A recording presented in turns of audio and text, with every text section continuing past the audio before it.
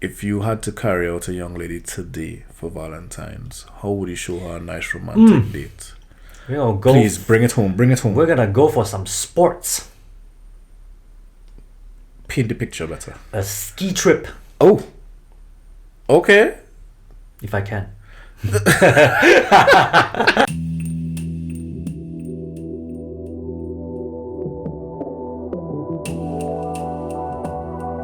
how you want to fix. Check. Hello, one. Bim. Bim bam boop boop. What was it? Bim bam. Bim bam boop boop bam. Are you talking about it? Gong, gong, gong, gong, gong, gong, gong, gong. No, it was Kendrick Lamar. Boom, boom, beep, bop, boop. What did he say? Wap. Dun, dun, dun, dun. Dun. That fuck him up. That fucking up. I'ma do my stuff. Something like that. Was it take a TV off? No. Yeah, no. That was the one with about Drake. That was it. That was not the song. Turn the TV off and what was the name of it? There was one turn the TV off and the other one. The song that you were thinking about is what you just made the beep bop boop bop. But I forgot the name of it. I forgot the name. Okay. Hello, one. Hello, Manny. Again. I think we should keep that intro. Yeah. Okay. Welcome back. Your favorite two. What we gonna do? I'm Mr. D, followed by Mr. T. Spill the tea. And welcome back to Dumplings N Sumtings. This is a space where we talk about the dumplings in life, and hopefully, you learn something. And here we go. Happy Valentine's. What do you mean? That's 2 weeks away. No, but by the time that people see this, yeah, you're right. Happy Valentine's. No homo. Have you ever gotten anything for Valentine's Day as a guy? You know, okay, scratch the whole Valentine's Day shit. Okay, on a specific day, of course not. I mean, you could be receiving on any random day. Specifically on an occasion, you get the day of, to make it a day of giving, it's too rigid. I agree with you 150%. You could be giving your girl flowers any other day you choose to give it on a Valentine's Day. But of course, I mean, it's got a theme. It's Valentine's. Everything's red. There are hearts everywhere. That's not my problem. My problem is when your significant other says that she doesn't want anything or she's fine without anything. Mm-hmm. And if you actually do not do or get anything, then you get this kind of like... You don't get curse. I'm like, bro, why are you saying you don't care for it? But then when the day comes and you're watching all the other girls get teddy bears and flowers and stuff, then you're like, they're going out to dinner and then you're like, you got me nothing. I said, but you said. Because I'm that type of giving year round. So me too. So I mean, I wouldn't mind giving on Valentine's Day too. I definitely I give, but it's from the wrong reasons, bro. It's not because just because it's Valentine's Day. I give because I don't want to get in trouble. Yeah, that's fair. That's a fair statement. I give because I don't want to get in trouble. Damn right. Because I didn't give. Mm-hmm. But the truth is, I would prefer to give you this, whatever this is, just because you're my lady, you know. But because society now makes me go under pressure as the guy to give. I don't think society. I think it's just your jealous girlfriend. Yeah, but who's making her feel like she should get something? Society. I mean, no, wait, no. Society's not making her jealous. She's jealous because of what she perceives. Yeah, but follow me, bro. But I don't think it's follow me. Okay, all right. If all the girls are getting flowers, candies from the man's, from the woman's, from the significant from the significant other, from their sides, from their fling, from the situationship, from the guy in the DMs that's sliding every Tuesday. All right. And then I come empty-handed. That bothers. That does create an effect. Because it creates the lack of thought, I guess, Fair. for ladies. Ladies, if I'm talking BS, please comment below and let me know. But yeah, I'll say that too. I'll say to top that off. I do feel jealous too, if, say for example, if my girl does not give me flowers, and I'm seeing girls giving their men flowers. you like flowers? I mean, I never did until a significant past person gave me flowers. How does that? I felt weird. I've never received a flower from I a felt lady. weirded out, but at the same time, it's because we were on a date and she gave me flowers. Because I've been giving her flowers every other time. I kind of would like to also experience what it is like to get a flower. And I've never gotten flowers. And when I got flowers, I was thinking, this is nice. It was at that moment. At that moment, I froze, and then I took the flowers from her. And I thought. So what? She brought flowers to the date? Instead of I bring the flowers to the date. What the fuck? She brought flowers to the date. What the fuck? Like, Dog, use a sweet man, bro. Girls bringing flowers for you? I mean, she was the sweetest. So. Oh man, I need that. I need that kind of energy in my life. She came out in a sweet dress and gave me flowers. I was thinking this couldn't get any better. Nah, bro, you didn't take her out on a date, bro. She took you out on a date. And you didn't fuck her, bro. She fucked you. Damn right. She fucked me. All right, let's go. Strange times, but I think it's a good change. I can also understand. I truly think. Call me out on it whether it's a myth or not. I don't think it's a myth. I believe men do feel that same way too. On Valentine's Day, if I'm not getting shit from my girl, I'll be like, hey, them guys be getting stuff from their girl, whatever it is, gift, little gesture, little more than little gestures. I have two things to say to this, bro. Yeah. Two things. Now, I know we started off a little comical or hot and heavy, however you want to call it. I agree with you. Lukewarm. I agree with you. It would be nice to receive something from your partner. Yeah. But with that said, broski, I have received such little from my partners, and I've hardly seen that for other men where they receive gifts from their partners. I'm talking about guys right now. Yeah. That if I do get a nice gesture of a gift, it's difficult for me to accept it. Don't get me wrong. I will accept a gift, but I'm seeing how grandiose a gift, because I'm not used to receiving gifts from a lady. I'm almost like I would not know how to accept this kind gesture. Does that make any type of toxic sense? Yes. Let me say that. I mean, is this just like how I received the flowers from the girl? Yeah, because we're so not used to receiving gifts that I wouldn't even know how to receive it now. And who taught us that? I scared to say society. I'm not sure. There you go. You just answered argued against your statement. So men can't receive gifts. No, men can.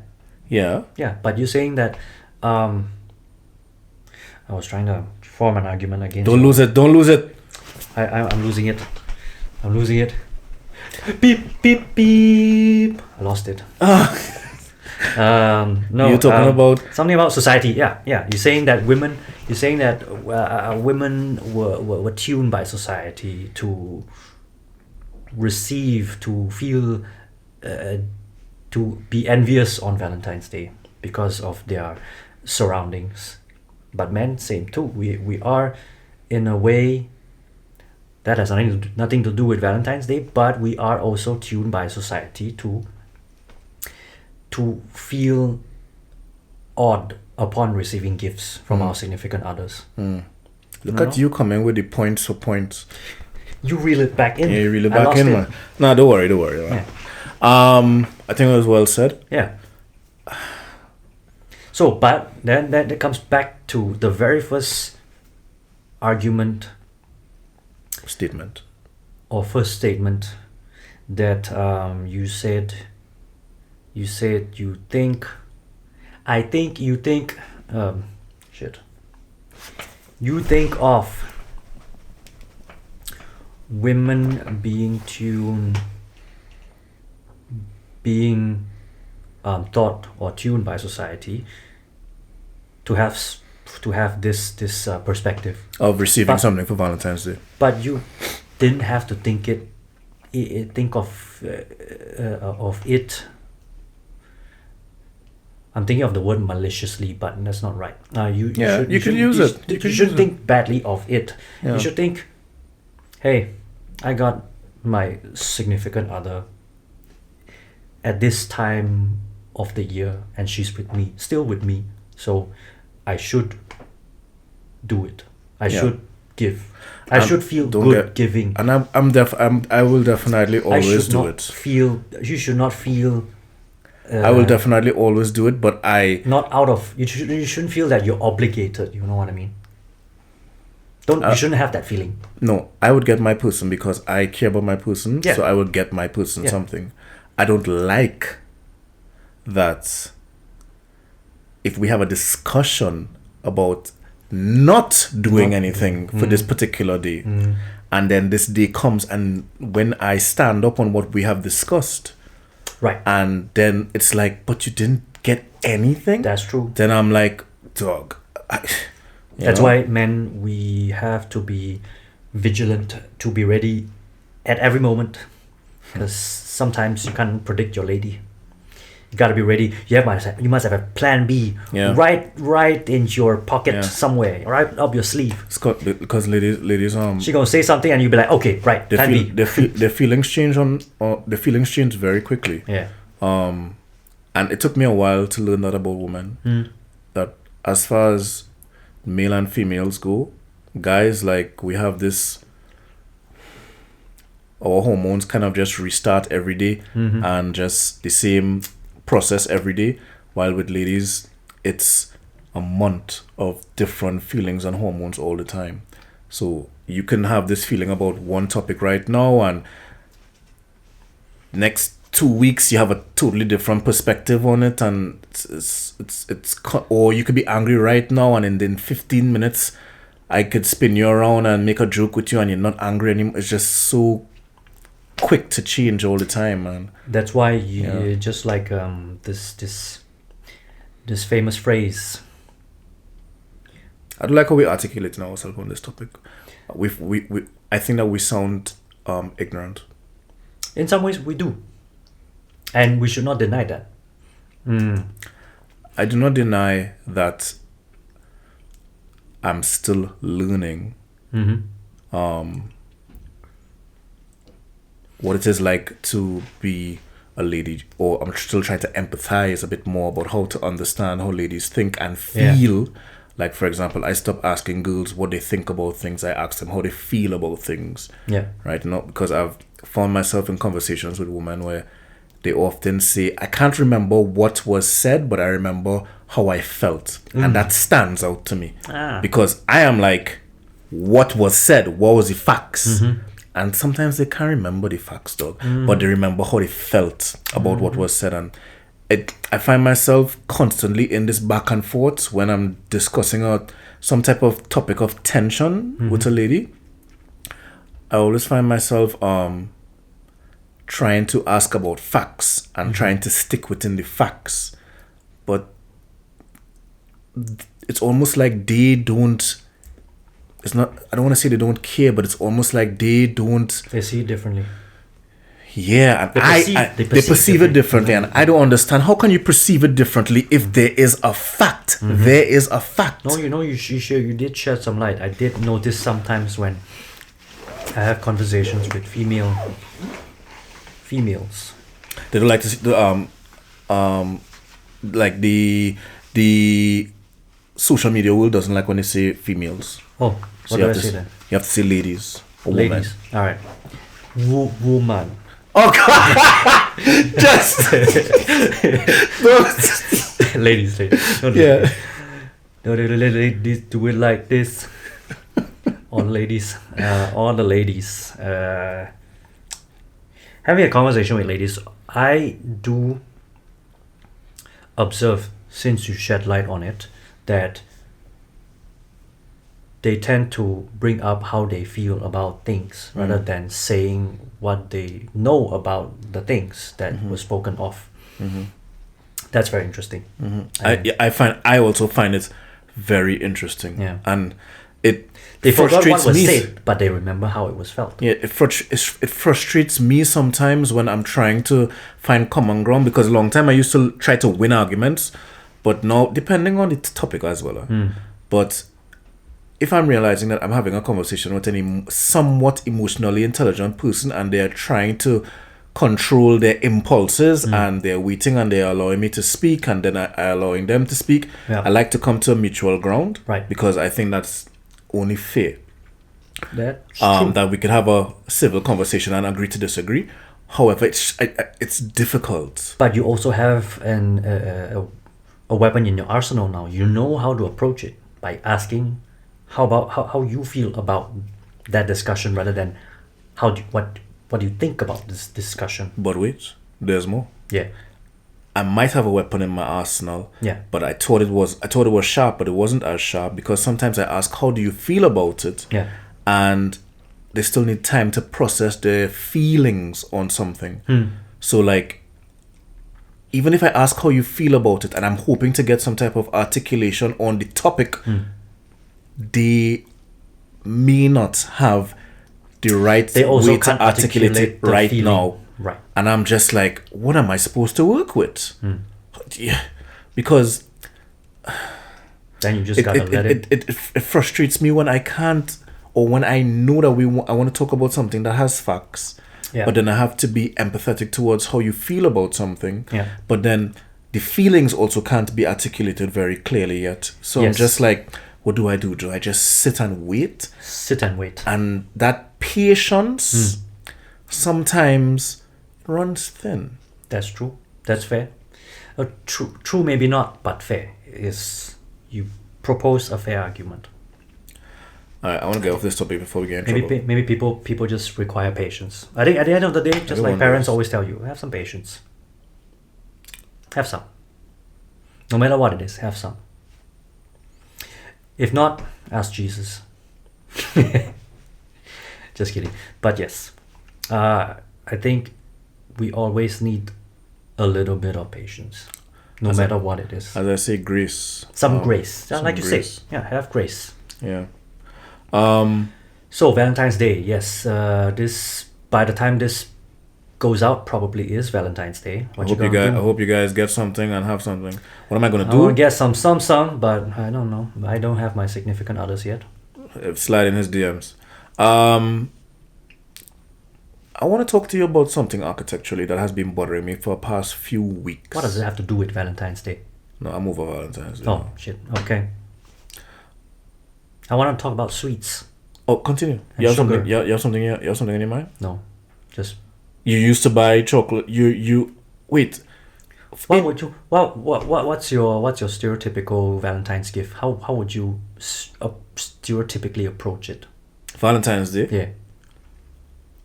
I mean, today you're more mature. You have plans. You look at other options. But what is a stereotypical Valentine's? It would have gift? been the typical get some flowers. I can't afford too much big flowers, so I get like 3 flowers, some type of stuffed animal, old school stuff, Chocolate and some chocolate, and then we go to like have a nice ice cream or something cutesy, very demure. All right. You know, no, this is let's put sprinkles on it. I wonder what the modern approach to Valentine's Day are. What do you mean? You treat your No, the later generations, like what do they do now?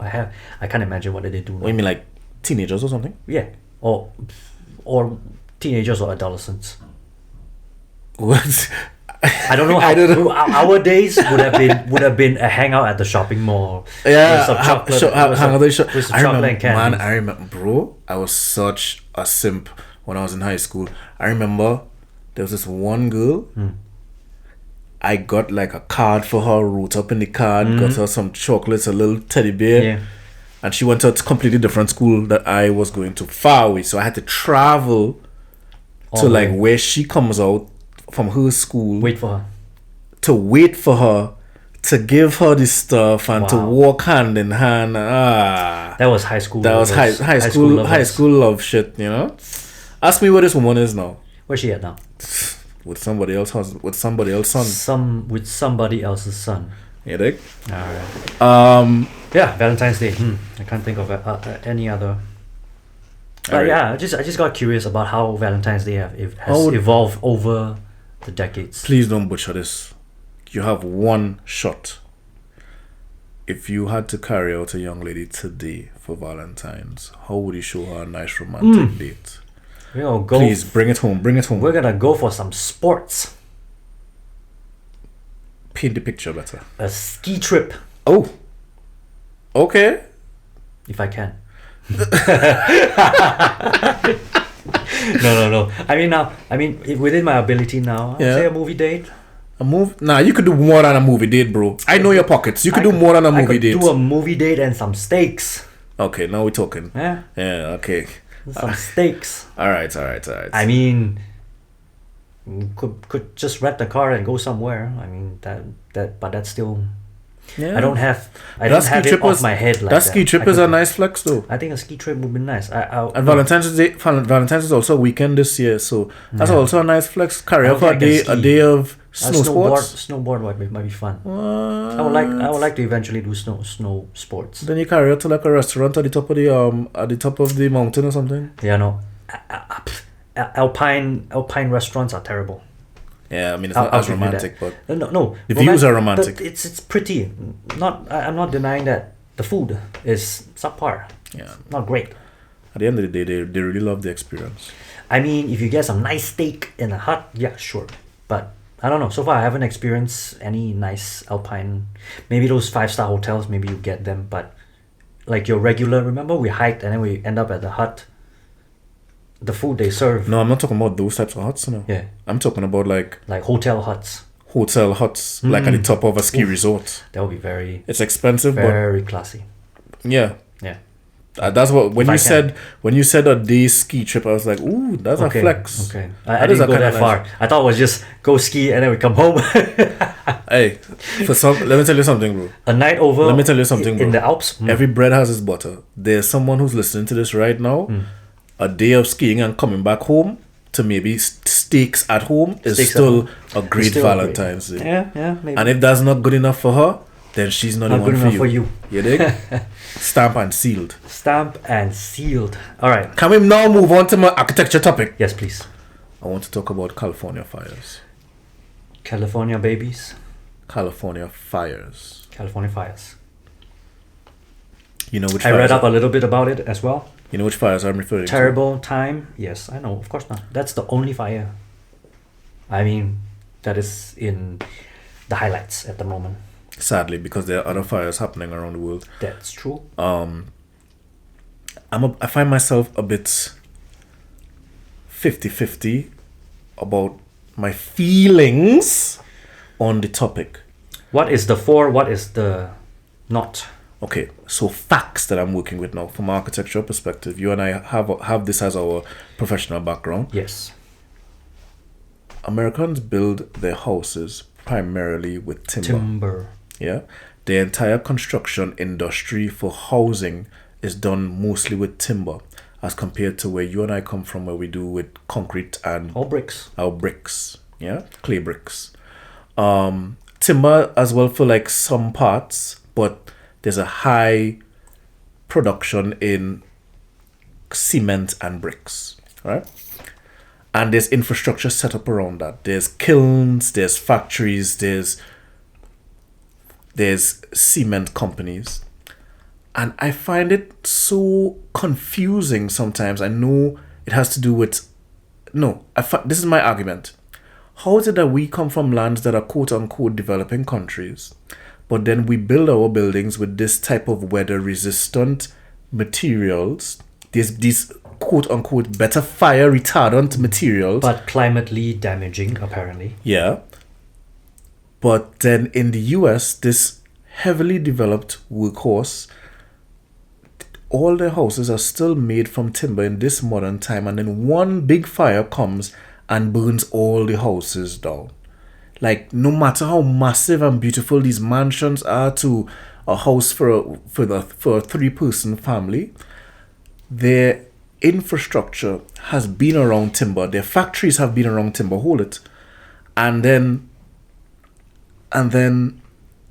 about to explode. Yeah. and then now it's to the point where I am just like, I knew this as a teenager that building these houses out of timber wasn't going to work out well for Americans. I find myself frustrated and asking why. Word. Why wasn't this building material developed over time? Now may I interject, sir? Of course. Right. I am for that statement too. I always wonder why. Developing world, weatherproof. First world, quote unquote first world. I mean, funny enough, the word first world, we somehow clung onto the word first world, developing world. We call ourselves developing world. Meanwhile, we call Europe and America first world, where they still have buildings from the 18th century. I call it first world. Can I say why? Say it.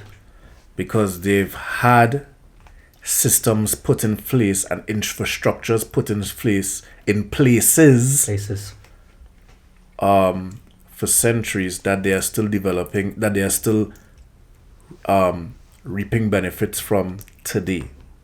Meaning like during the dark times of colonization, they set up infrastructures in different parts of the world that may now have different names, but they still receive reaping benefits from that infrastructure that they set up. I also think we should not cling on to the word anymore. We should try to abolish that word, try to take that away from try to put it away from our vocabulary. Keep calling them first world. What would you call them? I would say, I don't have the word for it. I'll just name the country, like US. Don't call it first world, because we're putting them on a pedestal and say, first world. I get where you're going. Meanwhile, they have infrastructures that are terrible. America has pipelines, water pipelines that are completely contaminated, and they are harming their own citizens. And meanwhile, Europe has clean water, that's fine. Asia, we assumingly don't have contaminated water, because I guess there's just importance placed in water infrastructure. What about like when you see all the videos? Like fracking. I'm saying like fracking in America. Do you know the fracking issue? Where I think they're drilling for oil, but in the process the oil kind of contaminates the water supply ish thing. I'm a bit shallow on that, but let's just say that, first worlds also have third world issues. So they don't. The first world is just, it's figurative. It's not even, I don't think it's not perfect. It's not perfect. Okay. Yeah. You're saying that they still have issues that they need to sort out. First world don't deserve first world title. That's what I'm just saying. And then we should not. When you hear first world, you think of this perfect type of space. I thought Europe first world. Meanwhile, they have paperwork thicker than the rest of the world. Okay, now I get you. Germany, for example, they still have work to do. They still have fax machine. Meanwhile, Asia is moving on to digital world. Okay, I get you. India might be coined as the third world, but basically they have infrastructures. Well, some of the infrastructures are beyond the levels of what first world can deliver. Would you be able to provide listeners or the viewers with an example? An example. Sounds like a strong premise that you put out there just now. I would say so. I would say this. India is moving on to full digital payment. Oh. Yeah. Well, look at that. Can you imagine that? I mean, maybe my Indian friends could tell me. Again, you have more than half, possibly, I'm assuming, more than half the world of IT experts who are Indians. Such a stereotype, but yeah. It is a stereotype, but it is also a fact. Why do I say this? Yeah, I mean, at least half the Indians I met here, they are doing some kind of programming work, something to do with IT. Fair enough. Because here now, Europe requires more IT than ever, and India's the best place to export. All right. Solid. But regardless, I mean, that's just the whole argument, the whole stick I have with first world. I didn't realize I triggered you there, bro. Yeah. Okay. Because then we continue to put people on a pedestal. We kept putting first world on a first world pedestal, and then they just hop on that ego. I apologize. But that's not a problem. That's just my shtick. But architecture, yes, fire. See how terrible that is. That leads to the argument somewhat, because California fire happened because of the mismanagement of the water reserves. Their water reserves. Can you imagine First World having problems with their water reserve? Ridiculous. I mean, it involves probably lobbyists or some kind of politician, and the fire brigade that is based in California. If they should be controlling those things, they know. In the case of, as a fire brigade, you should know all your facilities are in check in the case of fire.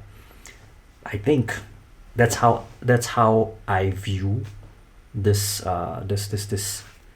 protection. And it's water. People should just check they have water in reserve. Meanwhile, they left the reserve empty for God knows how long, maybe years. I don't know. The reserved parts was new information to me. Yeah. Which was very disturbing. There's a video on it. What I found somewhat comical and almost disbelieving is that I watch how America frowns upon Mexico, as far as Mexicans always trying to cross the border. Yeah. But then I saw information that the Mexican fire services came to help out America to control the fire. I was like, look at that, the irony of that. The same people that you don't want in your country came to your country to help you out your fires. That was wild to me. But do you think the people of America have disliked the Mexicans, or do you base that on Trump's statement? It was based on Trump's statement. Yeah. Then, I mean, I don't think every American hate. No, I never said that. I just, it's as a country. As a country. If I am told as a country that your country doesn't want my people in your country, but then when you are under siege, I am sending my people to help your country, I just found that ironic. You are sending your people. Yeah. Because my country requires your help. Yeah. Yes. I just found it interesting. That stood out to me. But I think US, again, it comes down to, it being Trump's statement, because US is not Trump is not a representation of US. US required Mexico's help. Then it's US requiring Mexico's help. But because Trump being the trumpet, it puts a bad light. Well, he is the voice of America now. North America. I mean, technically and literally. But Americans, I highly doubt. I don't think you think as well that Americans dislike Mexicans. There are Mexicans in America. It's politically that's pitched them against each other. This stupid politicians, ridiculous politicians. But that's still not. We still haven't come back full circle to your architectural part, which is why developing world has weatherproof or danger-proof or crisis-proof buildings, while America has crisis-prone buildings. That is so strange, because concrete is a modern invention. America would have just gone straight forward with it? Why did they still continue with There's wooden architecture? I saw. I don't know if it's propaganda, but I saw a video on social media talking about. Yes, they have noticed that building with timber is not the wisest, but in order to build with a different material, requires for the entire labor production or material production infrastructure of America to be changed, and that takes time. Something like that. To set up an infrastructure for more concrete or brick instead of timber mills and whatnot. And that involves also politicians who are heavily lobbying for timber architecture, for timber construction. That means there are lobbyists, just like Trump lobbying for, I mean, he doesn't need to lobby anyway, but he has followers which are lobbying for coal mining, for coal energy production. Fun fact, I did not know that Germany still uses coal. Excuse me. Still uses coal. They do. Like I found it I think I found out that information last year that like certain amount of their energy production is still from mining coal. Yeah. And I couldn't believe it. It's crazy, no? I was like, good Germany. Yeah. First world Germany. Yeah. I was like, wow, this still require coal production. Yeah. Because you know why? At least this is in my opinion. Based on one picture I saw, a real picture, at least that's not fake, ironically not fake, that I hope I can find that picture still. It was a picture of 3 banners: anti-coal, anti-nuclear, and anti-wind energy. Anti-wind? Yeah, for some stupid reason. Because, and the reason why people are anti-wind is that the modern society lives in big capitals, but the wind turbines can only be built out in the wild, in the plains, where there are farmers, small villages. Yes, I think I saw it as well. So, and the farmers don't want wind farming, and then on their real estate. Yeah, for agriculture. Ironically, I don't know why. Well, then put the turbines out in the ocean. But then it's cost, and then oceanic problems. Yes. But where was I? Sorry. Yeah, so you have the farmers that are against, or villagers that are against wind energy. Then you have city people who are against, modern people in metropolitans, because of politics, because of energy politics. They are against environmentally. They are against coal energy, because of pollution in terms of mining and also the result of it. I'm still surprised. Then you have atomic energy. Here we go. I am for atomic. Personal opinion. Because from what I can tell, I assume that one atomic plant could replace at least 10 coal plants. Do you want to know one major piece of ignorance that was removed from me last year? Tell me. All the years we're talking about atomic energy. Yeah. I thought... You thought Hiroshima. I thought atomic energy meant kaboom. Kaboom. When it's a different type of energy. Yeah. It's not kaboom energy. No. It's kaboom, completely different. Kaboom, given the right circumstances, it will kaboom. Maybe you sound a bit more versed on this. Maybe, or you could just be acting very confident. So I just believe what you're saying right now. However, I learned that atomic energy is different from atomic kaboom energy. Yeah. And I was like, if atomic plant goes kaboom, it will have the same effect as the kaboom. As a warhead. Yeah. Kaboom.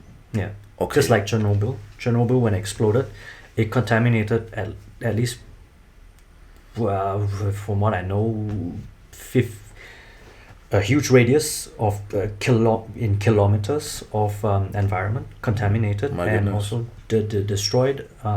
Even the wind brought radiation across Europe. Even Germany experienced it. That's so wild that... Apparently the wind carried radiation. Yeah, of course. Yeah. It's so wild that wind energy is being argued against. That's silly. I mean, but then again, that's the thing, democracy. So then how do we find... I remember when I was in university, I constantly think of this topic now. When I was in university, we had this class. I don't know if you remember. There was this class called Wicked Problems. It was an elective. Yes. And the premise of the class is you try to solve one problem, but now you create more problem, another problem or more problems. Yeah. So us trying to find a sustainable a sustainable new energy production. Yeah. And now it's more problems for like the farmers, like you just said. Yeah. It's wild though. But wind energy has no bad consequences other than noise and unrest. No, but it sounds like it's taking up a lot of real estate. The land that farmers need. It takes up some radius because of safety, but otherwise, it's just machines turning machines. There's no negative byproducts of wind energy other than unrest, because farmers don't, or villagers don't like to see a giant turbine spinning in front of their house or in the distance. It's just basically people not liking to see it. I would love anybody who has agricultural backgrounds or grew up in a type of agricultural space to comment and let us know how they feel about it. How does that affect your livelihood? Please comment. By the way, guys, like, comment, subscribe. If you like what you're seeing, if you like what you're hearing, and hopefully if you get close enough to smell us one day, please share this video with your friends, share it with your enemies. It goes a long way. And rate it if you're listening to any type of Spotify. Yeah. Right. So yeah, energy. How did we get there? We were talking about we started from energy from the fires, but I think we have come to the close of the fires because we don't really know.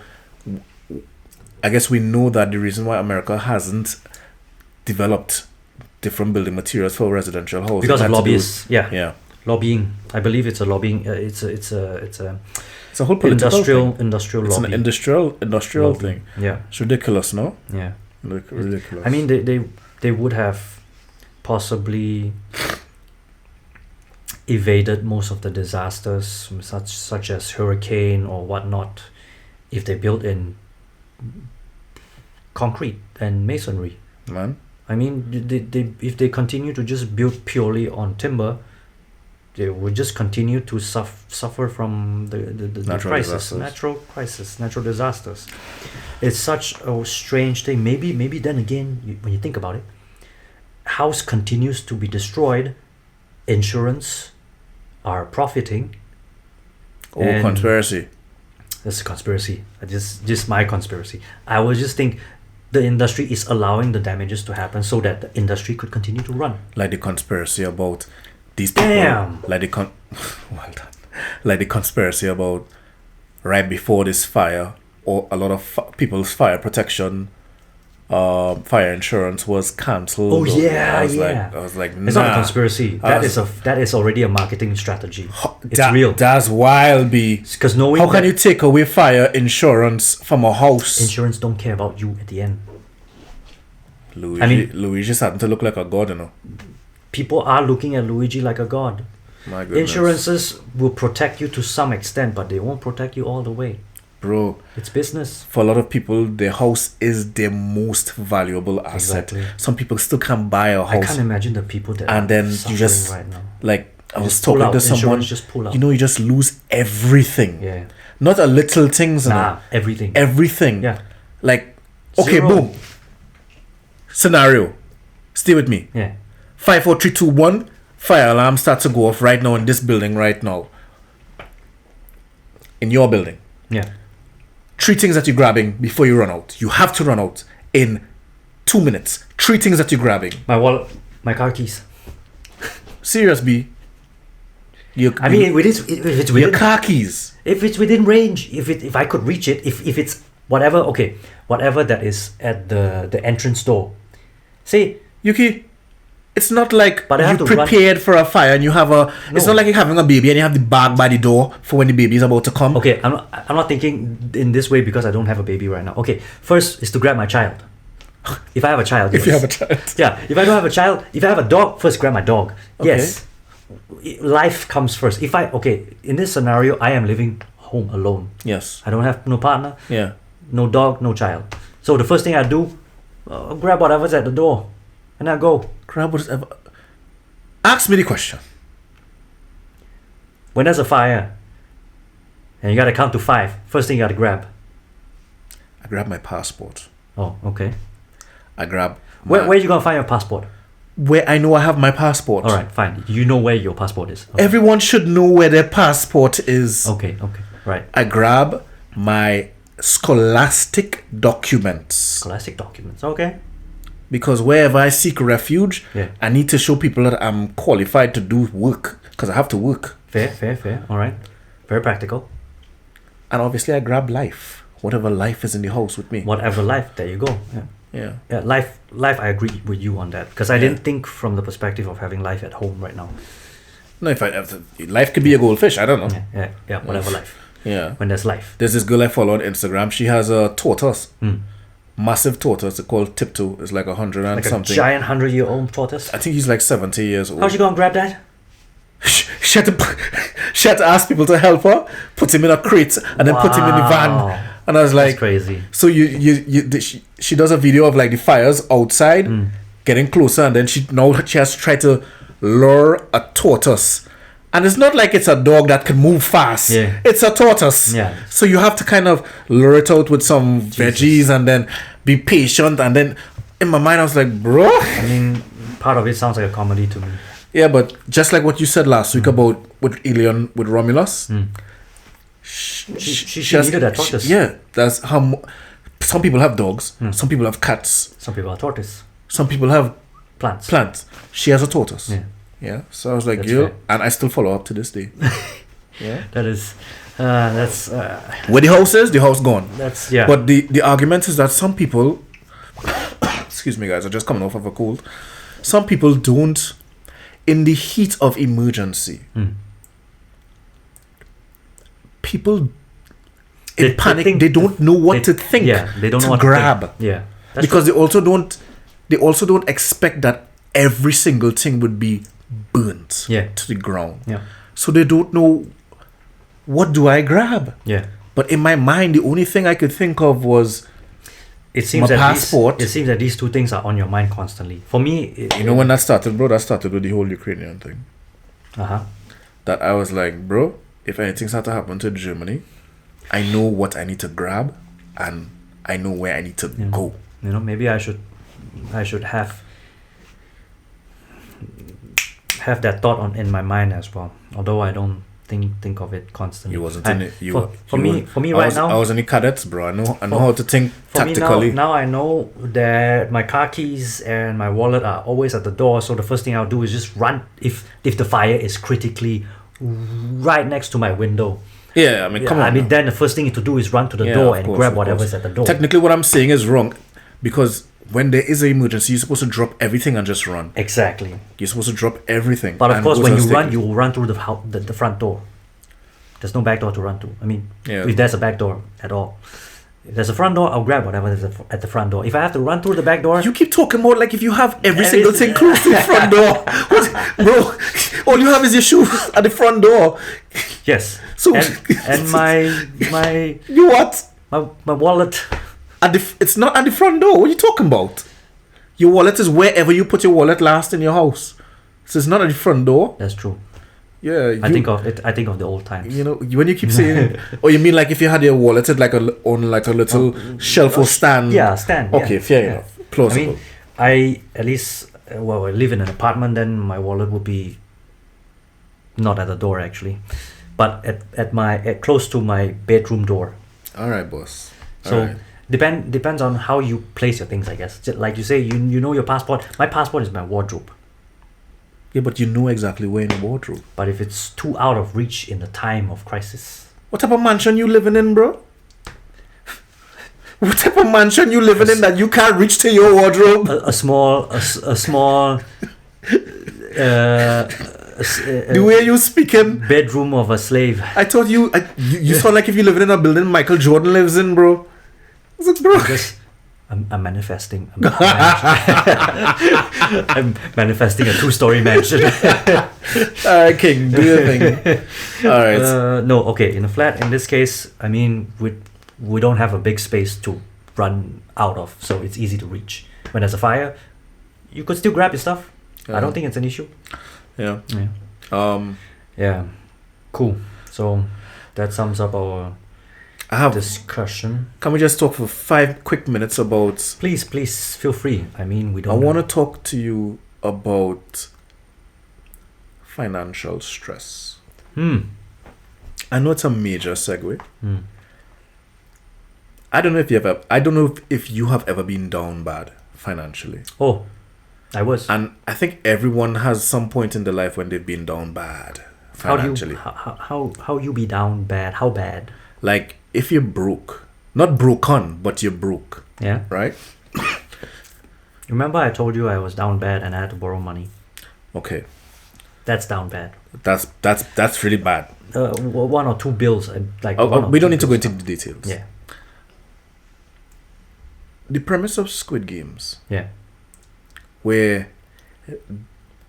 the sick people that capitalize on people like yourself, for example, who were down bad financially and would do anything. Yeah.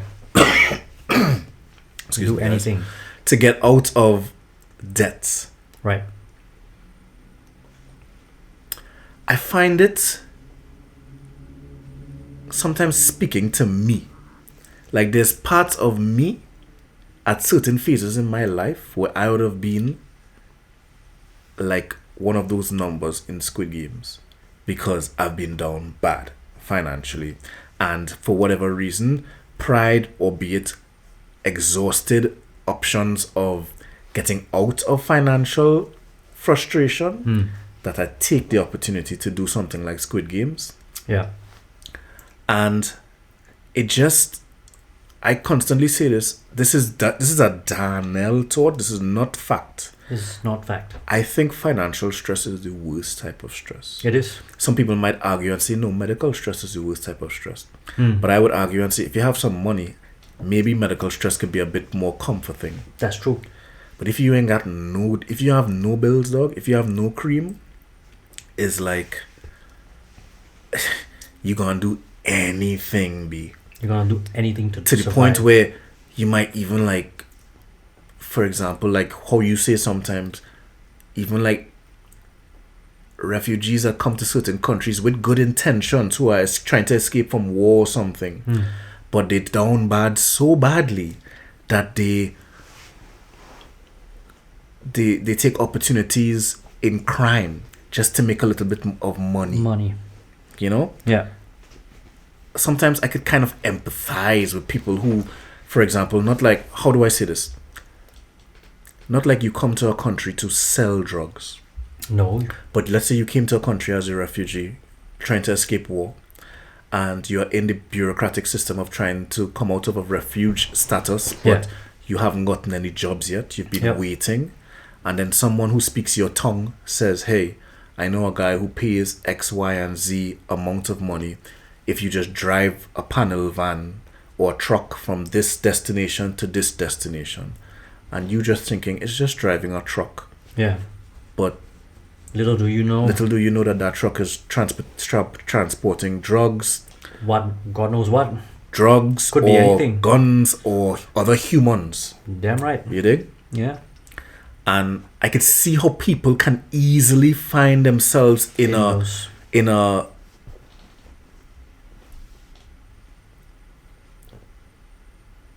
tempestuous situation. And I thought of Squid Games. Yeah. It comes back to my feeling that the desperation, thank you, oh God, I was going around and around looking for this word. The desperation of needing a few extra bucks to provide for yourself or your family can get you in such a terrible situations. And I don't have any type of my goodness, I don't have anything to say to that, just to say that, you know, that sometimes maybe we need to also consider having grace for people who may not know of any other faster avenues. I don't know. I also don't You know. you put up a good topic, but that's just like how you say you have you just like this study that you have gone through a wicked problem, trying to solve a problem brings on more problem. Giving a grace to a person who has commit a crime once, maybe. What if the person is still desperate and goes for a second time? No, is the second time still desperation or greed? Yeah. I'm asking. Who? You can tell me. It's greed now or is it desperation? What if it's... then you must explain to me both. Yeah. If it's out of desperation again, what are you gonna do?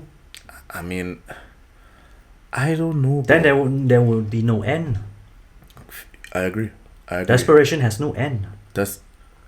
Desperation has no end? Desperation has no end. If the person is... wait. I disagree with that part. I think there can be an end to desperation. That's true. No. If the person gets out of it... If you have a plan. Yeah. You know, kind of like when you watch Squid Games 2, for people who have seen it. So... like they talk about... Have you seen it? No. Are you into Squid Games? No. Okay. So like season 2, it's about certain amount of games. And there's a voting system. People want to play and they are willing to play only until they make a certain amount of money, then they want to stop because that's enough money to just get them out of their problems and get their desperation to be over.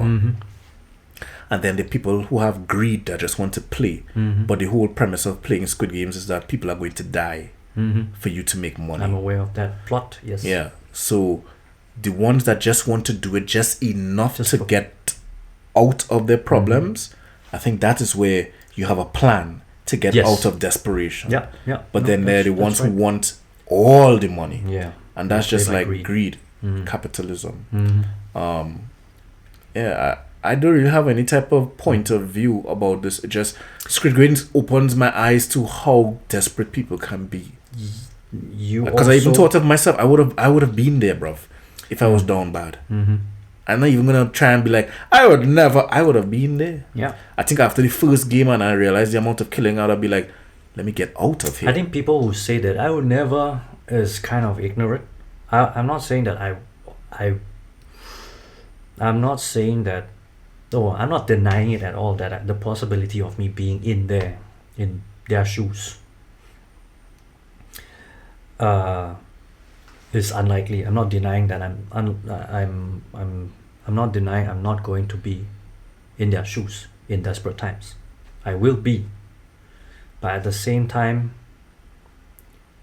I think of it this way, where maybe it's just how I think. Maybe it's just me, my pessimist talking to me. But if I'm really down bad, in the worst scenario possible, I think I might check out. On that note, ladies and gentlemen, thank you for listening to Dumplings N Sumtings. Please know that the words of Daniel and Yuki are only for critical thinking and not for acting.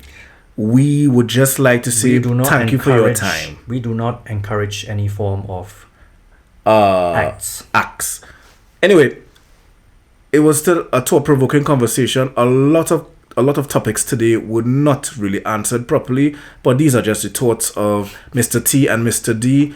Don't blame me. Just blame see me. Just see me. Don't blame me. Just see. Don't blame me. Just see me. Thank you and goodbye.